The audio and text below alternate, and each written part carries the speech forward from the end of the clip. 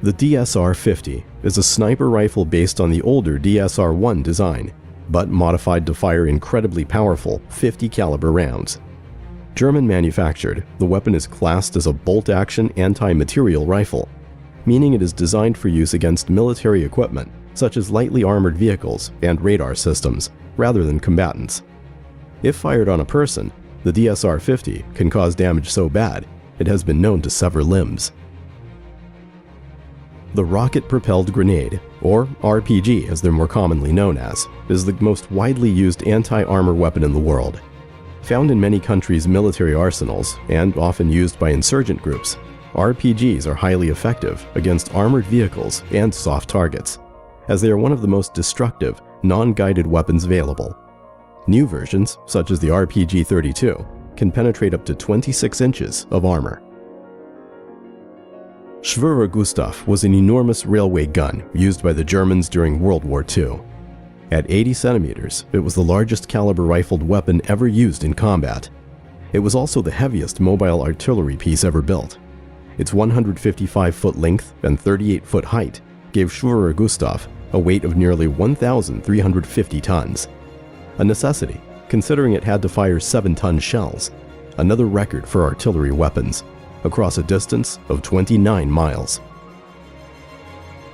The Nimitz-class supercarriers are 1,100 foot long, 100,000-ton war machines. Powered by twin nuclear reactors that run for 23 years without the need for refueling, the 85 jet fighters these carriers hold mean they can give a nation as much military might as possessing nuclear weapons. The backbone of the US Navy, their mere presence in a region is often enough to influence global politics and deter would-be aggressors.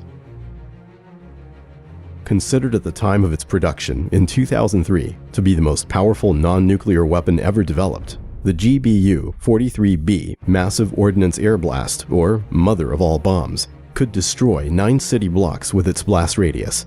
Designed to be delivered by a C-130 Hercules transport aircraft, the 30,000-pound, 30-foot-long bomb is so powerful, detonation results in a nuclear-style mushroom cloud.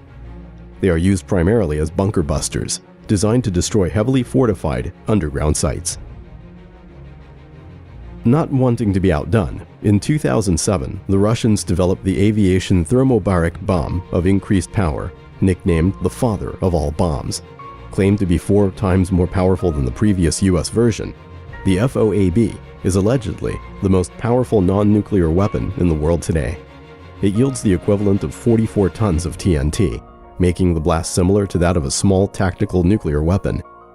When describing the effect of the bomb, Russian Deputy Chief of the General Staff Alexander Rushkin said, "All that is alive merely evaporates." Used by the US and the United Kingdom, the Trident II is one of the most powerful weapons systems in use today. These submarine-launched ballistic missiles are thought to be able to travel up to 7,000 miles, although their exact range is classified. The missiles carry 8 thermonuclear warheads, which can carry to separate targets, each one delivering a nuclear blast, almost 25 times more powerful than the one that leveled Nagasaki. As bad as the Black Plague, anthrax, and Ebola are, their harmful properties are just a product of evolution. The biggest danger lies with the scientists who are manipulating these lethal organisms at a cellular level, creating chimera viruses. Geneticists have already discovered the means to increase the lethality of such bioweapons as smallpox and anthrax by tweaking their genetic structure. While in the late 1980s, the Soviet Union's Chimera project studied the feasibility of combining smallpox and Ebola into one super virus. The use of a chimera virus as a biological weapon is a nightmare scenario. If one was released in a large urban area, then the mortality rate could match that of a nuclear blast. Of all the nuclear weapons in the world today, few can cause as much widespread destruction as the Russian R-36 ICBM. These 106-foot missiles have a range of almost 10,000 miles and can carry up to 17 1-megaton warheads or 38 of the smaller yield variety. These land-based weapons make up for their inaccuracy by being so powerful that, should they miss their target by several miles, the destruction they cause would still likely annihilate whatever they were aiming for.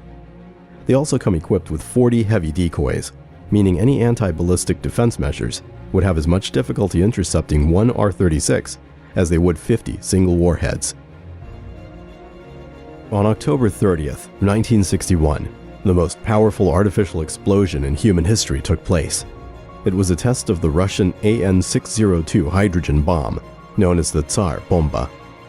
This 60,000-pound, 26-foot-long weapon had a blast yield of 50 megatons, roughly 3,800 times the power of the bomb that destroyed Hiroshima, or 10 times the combined power of all the conventional explosives used in World War II.